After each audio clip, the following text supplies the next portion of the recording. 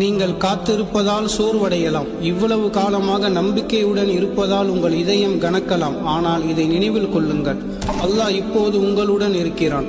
உங்கள் பொறுமையை அவன் காண்கிறான். நீங்கள் மௌனமாக செய்யும் பிரார்த்தனைகளையும் அவன் கேட்கிறான்.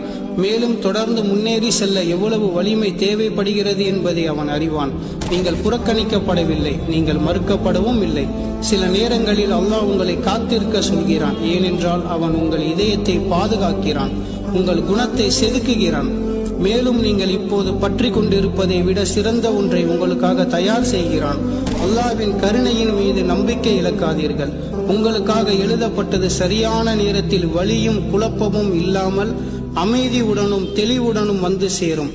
அவனை தொடர்ந்து நம்புங்கள், தொடர்ந்து பிரார்த்தனை செய்யுங்கள், தொடர்ந்து முன்னோக்கி செல்லுங்கள். கஷ்டத்திற்கு பிறகு இலகு வரும். மேலும் தன்னை நம்பி இருக்கும் எந்த ஒரு இதயத்தையும் அல்லாஹ் ஒருபோதும் ஏமாற்றுவதில்லை.